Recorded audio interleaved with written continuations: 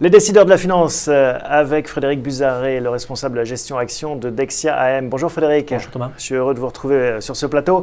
On va faire un point sur la situation financière, une situation financière qui va plutôt pas mal alors que les nuages sont nombreux. On va essayer de comprendre ce qui se passe avec vous. Pour vous, quand on prépare l'émission, vous me dites le marché est en train d'essayer de trouver, et là je parle de l'économie, même pas les marchés financiers, un nouveau point d'équilibre avec des déséquilibres considérable entre les États-Unis, la Chine, l'Europe.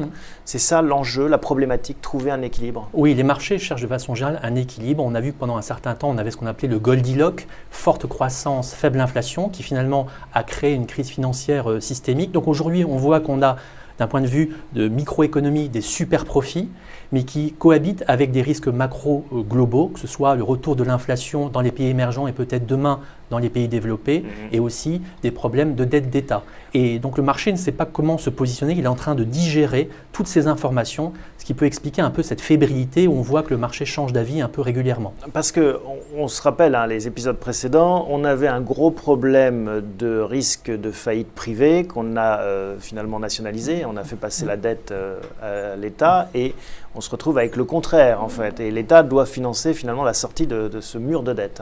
Tout à fait. On voit aujourd'hui que les États, finalement, maintenant, ont des problèmes budgétaires, doivent revenir à l'équilibre. Le marché leur demande des feuilles de route et ça cohabite avec des entreprises qui ont des profitabilités qui, justement, font naître des demandes politiques à gauche et à droite et des ménages qui aussi ont tendance à s'être désendettés. Et c'est pour ça que finalement, malgré les super profits des entreprises, eh bien, on n'a pas des valorisations plus hautes parce qu'on se dit que les États vont se rappeler à leurs bons souvenirs et venir taxer quelque part d'une façon ou d'une autre ces profits? Tout à fait. Le marché, en fait, s'interroge sur la pérennité de ces super profits. Alors, il s'interroge plus la pérennité des profits domestiques, parce que vous avez raison, des sociétés qui sont localisées, comme les valeurs de services publics et télécoms, ne peuvent pas être délocalisées, et que l'État pourrait avoir envie d'organiser la fonte de leur rentabilité par plus de concurrence ou par plus de taxation. Mais on voit même que sur une entreprise globale, on peut avoir une tentation politique d'essayer d'accaparer cette rente. C'est vrai que de façon générale, ce n'est pas forcément tenable d'avoir un système où on a des super profits qui cohabitent avec des acteurs qui ont vraiment un problème de stabilité financière à long terme. Et donc là aussi, c'est un point d'équilibre à trouver entre sphère privée et sphère publique. Autre point d'équilibre, donc on le disait en introduction, les déséquilibres abyssaux américains. Qu'est-ce qui se passe aux États-Unis? C'est la planche à billets qui tourne à plein régime. En fait, les Américains ont choisi une stratégie qui est risquée, mais qui était peut-être la seule disponible et crédible à court terme, qui était de relancer les anticipations d'inflation, qui était de relancer les esprits animaux en achetant la dette publique via la Banque centrale. Donc c'est une forme de monétisation de la dette publique. Le problème, c'est que le dollar est la devise de réserve mondiale, la devise qui sert pour pas mal de matières premières.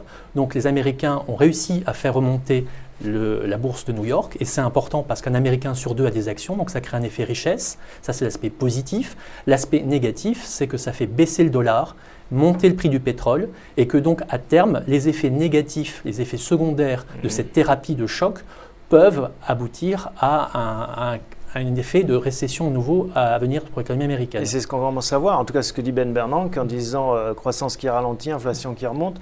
En même temps, il doit être content parce qu'il avait très peur de la déflation. Oui, de toute façon, l'ennemi mortel des marchés actions et de tout investisseur, de toutes les façons, c'est la déflation. Donc il faut à tout prix en sortir et c'est pour ça que la Fed a pris ce risque. Bernanke avait théorisé ce risque en 2002, donc il a été innovant, il a mis en application cet assouplissement quantitatif et on voit que ça a marché. Il y a un an, le marché était très sceptique sur le succès de cette politique monétaire non conventionnelle. Donc depuis 6 mois, on a vu les aspects positifs. On sait qu'il y a des aspects négatifs. L'incertitude, c'est... Ce serait que l'inflation dérape trop? Ce serait que les anticipations d'inflation sortent de la zone de confort dans laquelle elle est actuellement. C'est-à-dire qu'on l'a vu, Bernanke a dit que pour l'instant, il n'est pas inquiet de l'inflation. La Fed a révisé la hausse ses anticipations d'inflation, mais elle reste encore sous contrôle. Et aux États-Unis, les effets de second tour sont relativement limités en principe quand on voit l'histoire récente. Donc maintenant, il s'agit de savoir quel veut être le régime d'inflation que souhaite la Fed. Trop d'inflation, c'est très mauvais pour les actions, mais pas assez d'inflation, c'est aussi mauvais. Il faut rester dans une zone de 2 à 4 % qui est le régime idéal idéal pour le marché action. Et ce qu'on trouve en Europe d'ailleurs, de 8 Tout à fait, tout à fait. Un mot sur le QE2 qui arrive à échéance au mois de juin. Est-ce qu'on s'achemine vers un QE3, le quantitative easing 3, qui est finalement le fait que la Fed inonde les marchés de liquidités? C'était une possibilité. D'ailleurs, on avait beaucoup d'anticipation de marché dans ce sens. Depuis la mise en garde de Standard & Poor's, on va dire que cette possibilité a été considérablement réduite, mais on pourrait avoir une forme de QE3 soft parce que la Fed va quand même continuer à réinvestir les tombées de son portefeuille. On voit que ce qui se passe au Japon, c'est une forme de QE3. Donc, on n'aura pas un QE3 hard, mais on aura peut-être une forme soft et de toutes les façons, la Fed continuera une politique monétaire accommodante, encore une fois avec des aspects positifs, mais aussi des aspects négatifs. Et le marché est en train de digérer d'ici le 30 juin ces aspects positifs et négatifs. Et c'est vraiment une incertitude de voir comment le sentiment de marché va sortir de cette période de digestion. Avec un paradoxe, on parle tout le temps des problèmes de la dette européenne et finalement l'euro se renforce jour après jour quasiment. Quand on prend une devise, on ne sait jamais si c'est l'euro qui est fort ou le dollar qui est faible. Une chose est sûre, c'est que c'est un contexte de marché très différent de celui qu'on a vécu l'année dernière à l'époque de la dette grecque. On voit que les marchés commencent à réaliser que finalement, la situation budgétaire et financière de la zone euro est peut-être meilleure que celle des États-Unis. En Europe, c'est plus difficile parce qu'on est dans un régime qui cherche à aller vers une forme de fédéralisme. On a beaucoup d'États qu'on cherche à rassembler. Aux États-Unis, c'est plus facile. On voit qu'aux États-Unis, cette année, le déficit budgétaire restera à près de 10% du PIB en dépit du retour de la croissance économique, alors qu'on voit qu'il y a des feuilles de route très claires qui ont été mises en œuvre dans la zone euro et que les Américains, comme vous l'avez dit, ne veulent pas ralentir leur rythme de reflation, leur sortie du quantitative easing et que ça fait peser un risque systémique sur le dollar. Vous êtes responsable des actions, on l'a rappelé chez Dexia-M. Comment est-ce que vous gérez cette situation américaine? Vous devez acheter des actions américaines, j'imagine, presque mécaniquement. Est-ce que quand vous le faites, vous dites, oh là là, on a un risque d'éclatement de bulle, on a eu le subprime, on peut avoir un éclatement de bulle à l'américaine? Aujourd'hui, de façon générale, il y a un problème, c'est d'essayer d'articuler le court terme du moyen terme. Ça a toujours été une question de fond sur les marchés, mais elle est plus que jamais d'actualité parce que, comme vous l'avez dit, il y a ces risques macro très importants, mais qui sont long terme. Le risque, c'est d'être négatif beaucoup trop tôt, que finalement ce risque, le dollar, ne se matérialise jamais ou dans 10 ans, et on ne peut pas se permettre d'avoir tort pendant 10 ans. La baisse du dollar, c'est aussi un atout important pour l'économie américaine. Aujourd'hui, les entreprises américaines gagnent plus d'argent qu'avant la crise financière en 2007 et la part des profits générés à l'étranger n'a jamais été aussi élevée. Donc en fait, aujourd'hui, il faut se concentrer sur les entreprises américaines qui bénéficient de ce quantitative easing, de cette baisse du dollar, les exportateurs, les entreprises globales. Même si le dollar continue à déraper. Même si le dollar continue à déraper parce que leur base de coûts est à l'étranger et leur source de profit est à l'étranger. Mais il faut être beaucoup plus précautionneux dans ces sociétés et faire attention à la prime de risque parce que ultimement, ce qui est en train de se passer, on le voit, vous l'avez dit, ces super profits, le marché les met en doute. Et donc, ce qui se passe, c'est que les multiples de variations se contractent. Ça veut dire une augmentation de la prime de risque et que le potentiel d'appréciation des marchés dépend ultimement de la contraction de la prime de risque. Qu'est-ce qu'il faudrait faire pour sortir de cette prime de risque? Est-ce qu'il y a une solution? Il faut globalement sécuriser le système et apporter plus de stabilité financière et économique. Ça veut dire que ça passe par plus de coopération, plus de régulation intelligente. On a vu qu'on a un conseil de stabilité financière, on a vu que le G7 et les pays de la zone euro veulent mettre en place un régime macro-prudentiel, surveiller le dérapage des balances des paiements, parce que c'est toujours un dérapage de la balance des paiements qui ultimement se traduit par une crise financière. Donc plus de coopération internationale, des banques plus stables, mieux capitalisées. Et donc, c'est un ensemble de petites choses qui doivent s'agglomérer pour faire en sorte que le système apparaisse plus sûr, plus stable. Là, la prime de risque baissera. Alors, on le sait, il y a cette inflation sous-jacente qui préoccupe de plus en plus de monde. Les banques centrales et puis les investisseurs. Pour preuve, l'once d'or, 1500 $, l'immobilier, 12 000 € le mètre carré à Paris maintenant. Qu'est-ce qu'on fait quand on est investisseur, qu'on a de l'épargne et qu'on se dit il y a un risque inflationniste? Est-ce qu'on va sur de l'once d'or à 1500 $ ou sur de l'immobilier à 12 000 € le mètre carré? On peut toujours aller sur ce genre d'actifs à condition qu'on soit bien certain du scénario économique qui valide cette prise de décision.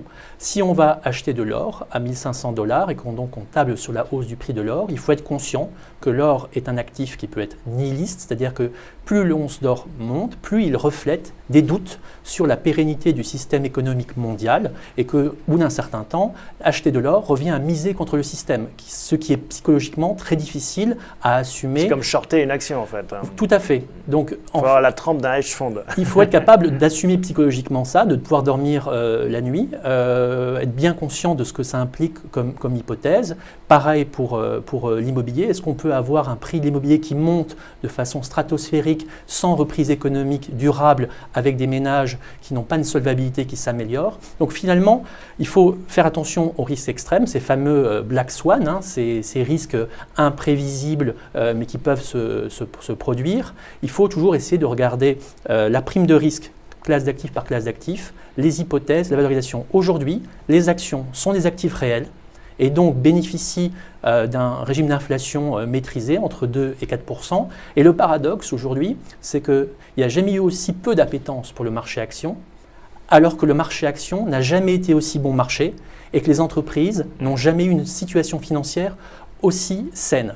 Le risque pour un investisseur, action, c'est qu'une entreprise fasse faillite parce qu'un actionnaire est toujours le dernier à être payé par rapport aux créanciers. Or aujourd'hui, on va dire que le risque de faillite des entreprises n'existera plus jamais. Ce n'est pas du tout ça. Mais quand on prend les différents cycles économiques, on prend aujourd'hui les marges, les ratios d'endettement, les entreprises françaises et européennes ont vraiment des situations financières qui sont très très bonnes. C'est d'ailleurs pour ça qu'il est paradoxal peut-être, mais avéré qu'il est plus rentable d'investir, ou plus sûr d'investir presque dans de la dette d'entreprise, en tout cas certaines entreprises, que de la dette d'État, quand on pense à l'État grec. Tout à fait, parce que les entreprises en fait sont mondiales. Elles ont bénéficié de la croissance des pays émergents, les entreprises se sont désendettées et donc la prime de risque sur les obligations d'entreprise s'est réduite. Et ça, ce n'est pas un problème pour tous ceux qui ont de l'assurance vie. On sait 1300 milliards d'euros en France en assurance vie, une grande partie en fonds euros, avec de la dette d'État. Comment est-ce qu'on fait quand on est dans cette situation? On se dit que le système ne peut pas, too big to fail, D'une certaine façon, oui. En tout cas, il faut essayer d'organiser une bonne allocation de l'épargne en tenant compte de certaines contraintes. Donc les États ont besoin de se financer et on ne peut pas se permettre de faire éclater ce système financier. Les assureurs ont besoin de recycler l'épargne longue.